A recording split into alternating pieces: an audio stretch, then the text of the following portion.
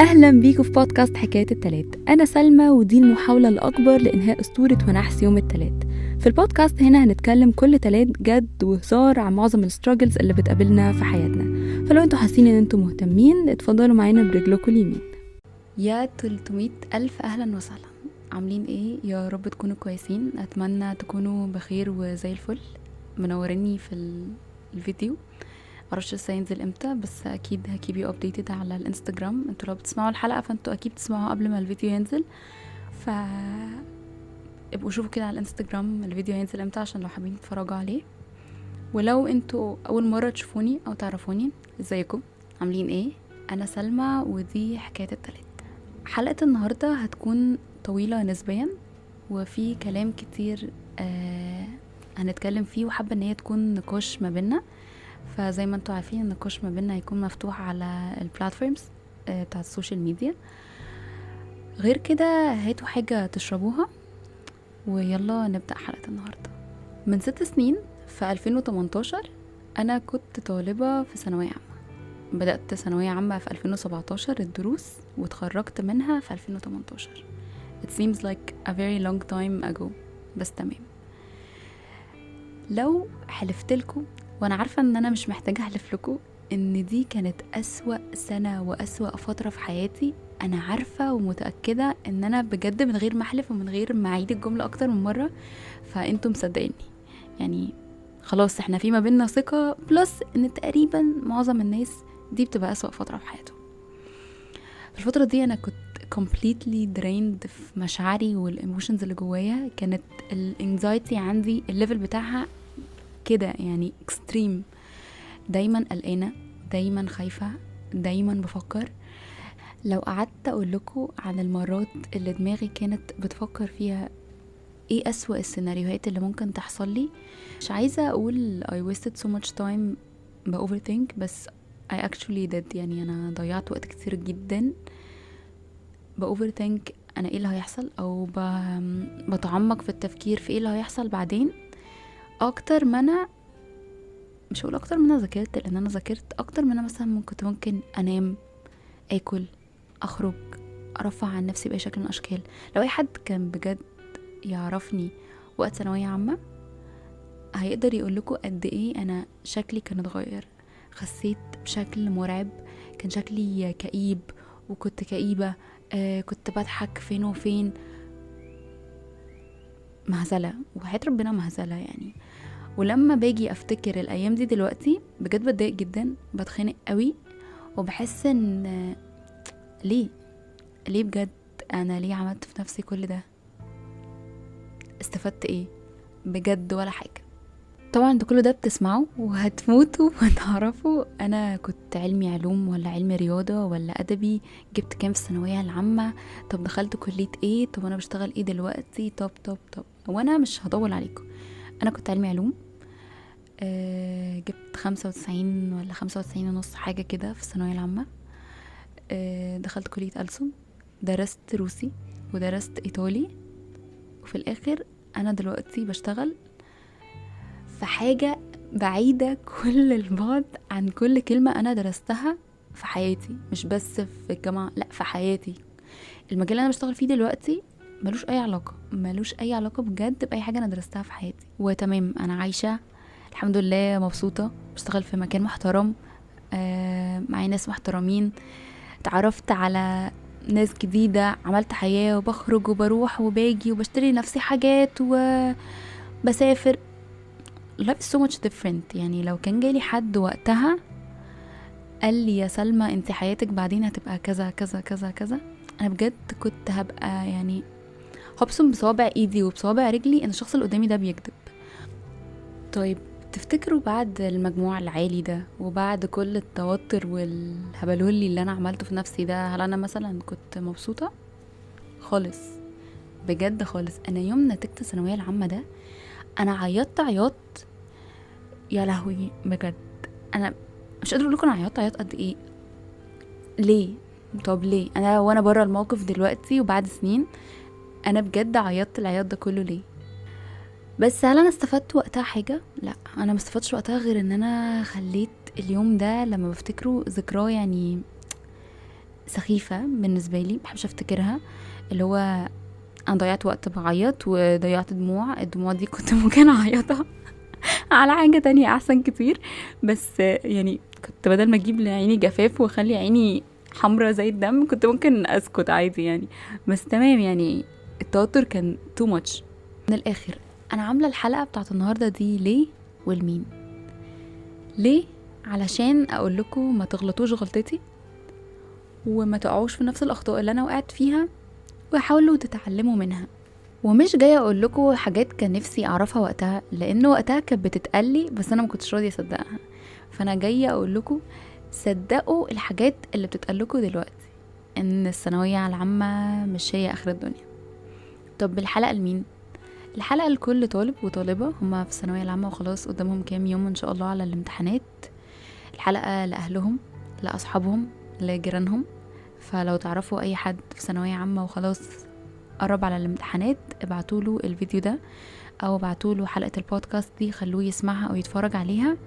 في الفتره اللي احنا فيها دي، الفتره اللي هي كام يوم اللي قبل الامتحانات، يعني بتبقى السترس بتاعها او بيبقى التوتر بتاعها من اكبر الفترات، لان انا مش في الامتحانات، انا لا مني في الامتحانات وهو يوم بيعدي ورا التاني او مادة بتعدي وبتزق التانية وكده، ولا انا لسه قدامي وقت كبير ان انا اذاكر والم الدنيا او ان انا براحتي شوية في الوقت. لا يعني الوقت مضغوط. ودي فترة بعض المدرسين، مش هعمم، بيستخدموها ان هم ياكلوا بيها عيش، وبعض الناس بيستخدموها ان هم ياكلوا بيها عيش، اللي هو بعد الفيديو ده لو انت ما ذاكرتش ولا كلمة من اول السنة هتجيب 99.9%. دي طول بقى، ده مش مقنع. بواقع خبرتي انا حابة اقول لكم بجد اعملوا ايه، يعني بجد تعملوا ايه في الوقت ده، في الفترة اللي هي كام يوم اللي احنا فيهم دولت اللي هم قبل الامتحانات. في كام حاجة انت محتاج تركز عليها او انت محتاجة تركزي عليها. اول حاجة حطها في دماغك او حطيها في دماغك، انت مقياس نفسك. كل واحد عارف هو ذاكر ولا ما ذاكرش، كل واحد عارف هو ذاكر قد ايه، كل واحد عارف ايه نقاط القوة بتاعته في المواد المعينة، او بالنسبة للمواد يعني ايه المواد اللي بالنسبة له دي نقطة قوته، وايه المواد اللي دي الويك بوينتس بتاعته او اللي مش اجمد حاجة هو فيها. وجوه المادة نفسها عارف انت الشابتر ده هو انت فيه بيرفكت، لا الشابتر ده انت محتاج تراجع عليه، كل الحاجات دي كلها. فانت بس اللي هتقدر تحدد لنفسك انت محتاج ايه. انت هات ورقة اكتب فيها الويك بوينتس بتاعتك، وايه هي السترينث بوينت بتاعتك او ايه هي نقاط القوة بتاعتك من مواد. فانت بس اللي تقدر تحدد ايه هي الحاجات نقاط القوة بتاعتك ونقاط الضعف، حددهم. ومن هنا لحد الامتحانات، لحد الكام يوم اللي قبل مذاكرة العربي، انت بتشتغل على الويك بوينتس بتاعتك، بتحاول تقويها وبتثبت على السترينث بوينت بتاعتك ايا كانت هي مادة بحالها ولا chapters جوه مواد. تاني حاجة اللي ياريتني بجد سمعت كلام اهلي وصحابي والناس اللي حواليا، كلي كويس او كل كويس واشرب كويس. دايما حاسه بالارهاق، ما كنتش باكل اكل اللي هو معنا خالص، يعني كنت مثلا اكل شيبسي، اكل يعني اللي هو البطاطس المقرمشات والحاجات دي، اشرب صودا الحاجات دي. فين وفين على ما كنت ارضى اكل اكل مامتي عاملاه في البيت، اكل له معنى، اكل فاكهه، اكل كده، اللي هو كان نفسي مسدوده عن الحياه. و مفيش حاجه تستحق يا جماعه ان انتوا تسدوا نفسكم عليها. تالت حاجة وهي انك ترفه عن نفسك او ترفهي عن نفسك، مش هنحبس نفسنا في الأوضة بين 4 حيطان نقعد بقى نذاكر نذاكر نذاكر لحد ما نقع من طولنا من كتر المذاكرة. لا احنا مش هنعمل كده، احنا هنرفع عن نفسنا. اللي بيتمرن لعبة معينة يروح التمرين بتاعه ما يوقفش، اللي بيتمرن في الجيم يعني اللي بيروح الجيم يروح الجيم، ننزل نتمشى حتى لو لوحدنا، نقعد نتفرج على فيلم او مسلسل مع اهلنا. احنا عايزين نفصل، يعني دي نفصلها كده، يعني ننسى بقى لساعة كده او ساعتين ان احنا في ثانوية عامة، وما تقعدش بقى تقول لا ده وقت ضايع مش عارفه ايه، عشان في ناس كانت بتقعد تقول كده. مفيش حاجة اسمها وقت ضايع، انت استمتعت في الوقت ده، الوقت ده اداك انرجي عشان تعرف تكمل بعدين. بعدين اللي هو في نفس اليوم، او بعدين اليوم اللي بعده. بس كده، هم دولت الثلاث حاجات اللي انا محتاجاكم ان انتوا تعملوهم وتحطوهم في دماغكم من هنا لحد اول يوم امتحانات. نحدد نقاط الضعف والقوة بتاعتنا في المواد، ونبدأ نشتغل على نقاط الضعف بتاعتنا، ناكل كويس وننام كويس، ونرفع على نفسنا وما نحبسش نفسنا ما بين 4 حيطان نقعد نذاكر. عملنا كل الحاجات اللي قلنا عليها وبدأنا الامتحانات. أصعب حاجة في فترة الامتحانات مش الامتحانات نفسها، مش المذاكرة بتاعة الامتحانات، مش أي حاجة. أصعب حاجة في فترة الامتحانات الاسترس اللي بيبقى في الجو، الانزايتي اللي برضو اللي بتكون موجودة في الجو، والبروباجندا اللي بتتعمل على الامتحانات. يا ربي، احنا بنتعامل في بلدنا مع امتحانات الثانويه العامه ان هي مهرجان الجونه السينمائي. بنبعت مراسلين قدام لجان الامتحان يقعدوا يسالوا الطلبه ويعرفوا منهم ايه رايهم في امتحان النهارده، وريفيو. احنا بنعمل ريفيو عن الامتحان بتاع النهارده. بتلاقي ان everyone's talking، يعني الناس كلها بتتكلم. فتبدا لو انت شايف الامتحان تمام مش صعب، هما ليه بيقولوا الامتحان صعب؟ هو ايه الهاسل دي كلها على الامتحان؟ هو انا كنت بمتحن امتحان تاني ولا انا فهمت الاسئله غلط؟ او لو انت شايف ان الامتحان صعب بس الناس كلها ده الامتحان ده سهل، ده الامتحان ده 100 في حياتي ما شفتش اسهل من كده، فبتحس ان انت you're lost. يعني هو انا صح ولا انا غلط؟ امتحان صعب الامتحان سهل؟ انا عايزه اقول لكم ان ده طبيعي لو حسيتوا الاحاسيس دي وقت الامتحان. في امتحانات كتيره جدا احنا كنا خارجين منها الامتحان تقيل مش سهل، وعلى الفيسبوك وفي التلفزيون الامتحان ده 100 وكلنا هنجيب فيه الفول مارك و50/50، حاجة روعة. في امتحانات تانية كانت سهلة جدا، قشطة الدنيا عادي.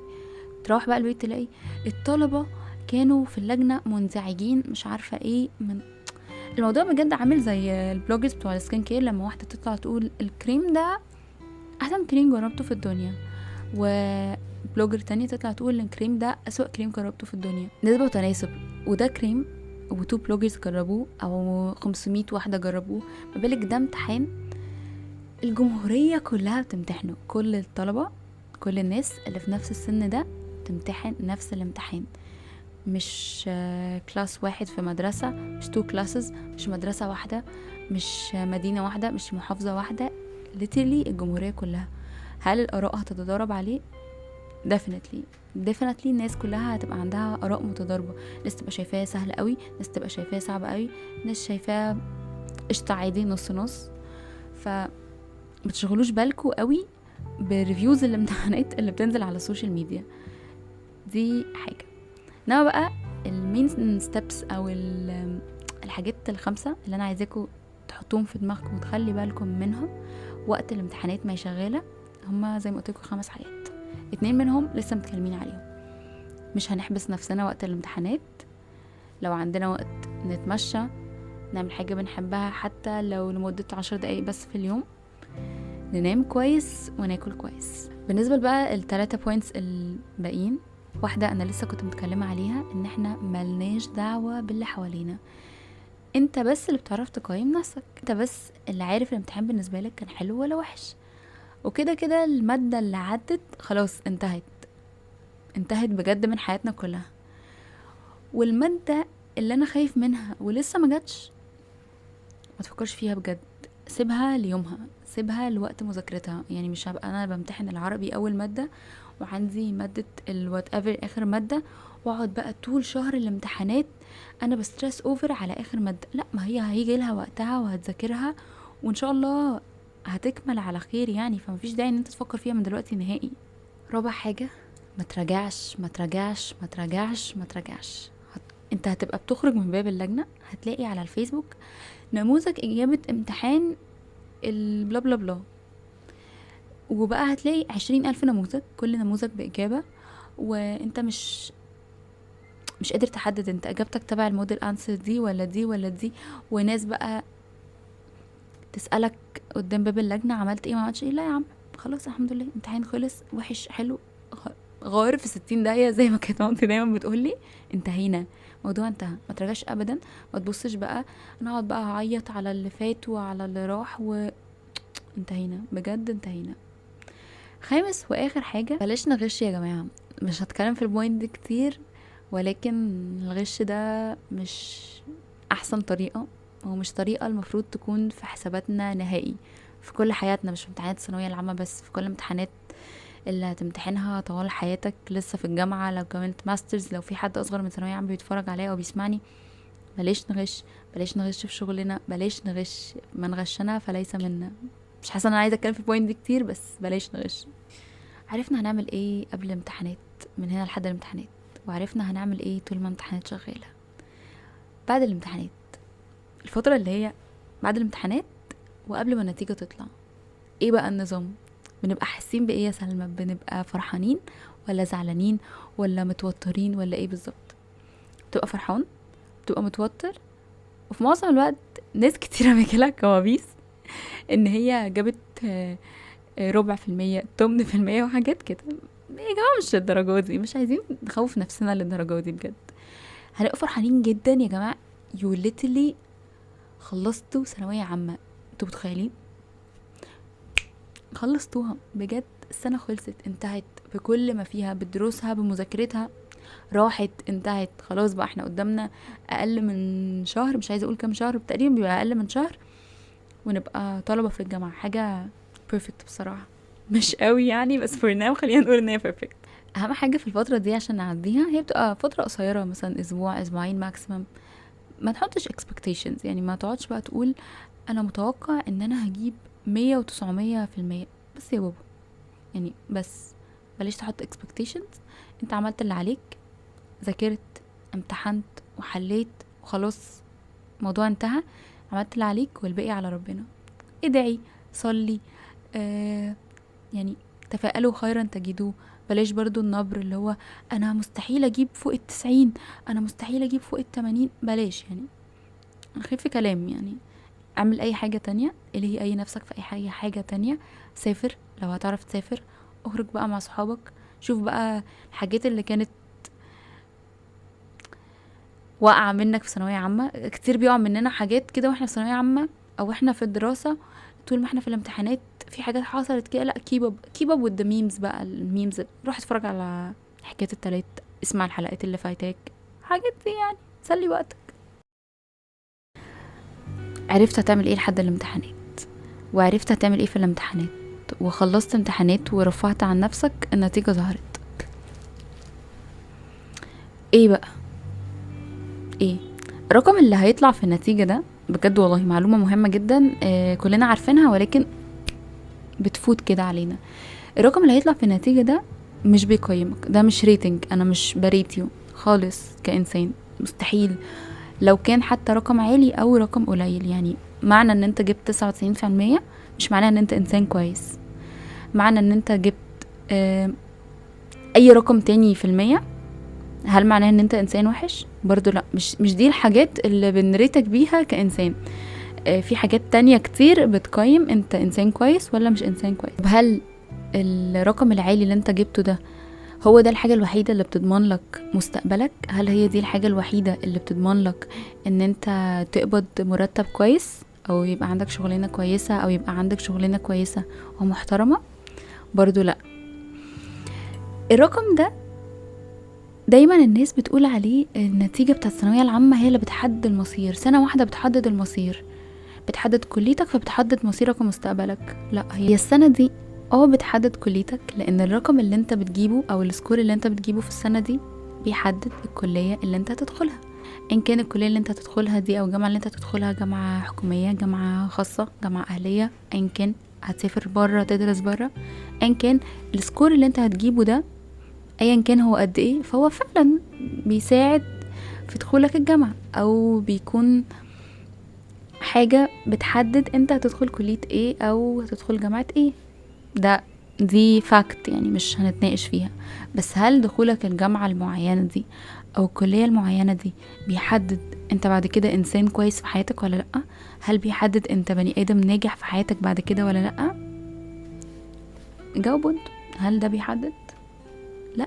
هل بقى لازم اقعد احكي لكم حكاية الطالب اللي جاب 50% وبقى وكيل نيابة وحبس الدكتور اللي كان جايب 99%، بس معرفش قتل ولا سرق اللي مدرسين ثانوية العامة ما كانوش بيحكوا لنا غيرها واحنا في ثانوية عامة؟ لا خلاص، يعني الموضوع ده انتهى اصلا، صح ولا ايه؟ يعني ما خدوا ودوا كده معايا.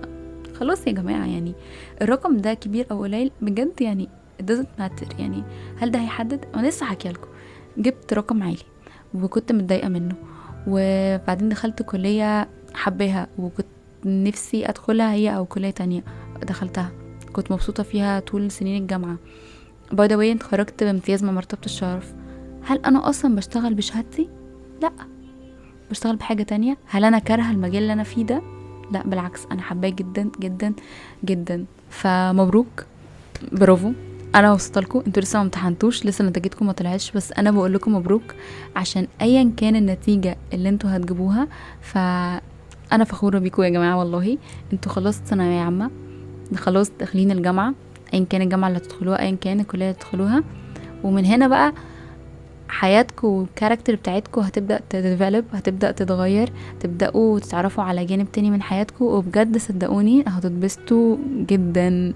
فبالنسبة لطلبة ثانوية عامة، ما تفكروش في اي حاجة بجد، ركزوا في البوينتس اللي انا قلتلكوا عليها، ومفيش داعي بقى نفكر هندخل كلية ايه ولا هنطلع ايه ولا اي حاجة من الحاجات دي دلوقتي خالص، بجد مش وقته. غير كده انا بجد مش عايزه اقولكوا حاجة تانية.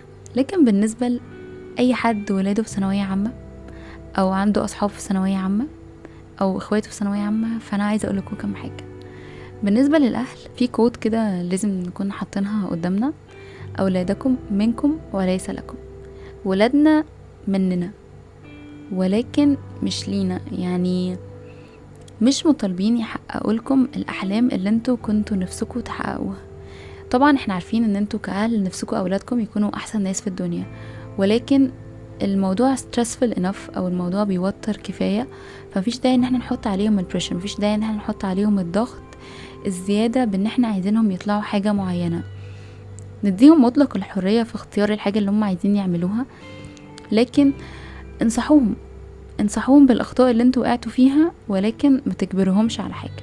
الصحاب بقى، يعني لو انت حد ليك صحاب اصغر منك او اكبر منك في ثانوية عامة، فهم كده كده محتاجين السبورت منك، محتاجين ان انت تكون يعني رحيم كده عليهم. استحملهم يا جماعة، الناس دي stressed enough، بلاش نقف لهم على الواحدة وعلى الكلمة.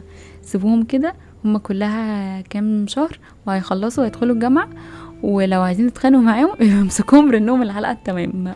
فبلاش دلوقتي، يعني فكوهم كده، حاولوا تكونوا سبورت كبير قوي ليهم. بس كده، دي كانت حلقة النهاردة من حكاية التلات، او كانت حكاية النهاردة من حكاية التلات. بتمنى لكل طالب وطالبة في الثانوية العامة التوفيق من قلبي. ربنا معاكم يا رب. الثانوية العامة ستيل مش اخر الدنيا، عمرها ما هتكون اخر الدنيا، ولا في اي مرحلة في حياتنا هي اخر الدنيا. الدنيا اخرتها يوم القيامة، ده امتى الله اعلم. لكن بلاش ندي المواضيع اكبر من حجمها، بلاش ندي السنة دي اكبر من حجمها. هي يمكن بتحدد الكلية اللي تدخلها، بس ده مش معناه ان انت كده بتحدد مستقبلك. ربنا معاكم، واشوفكم التلات الجاي.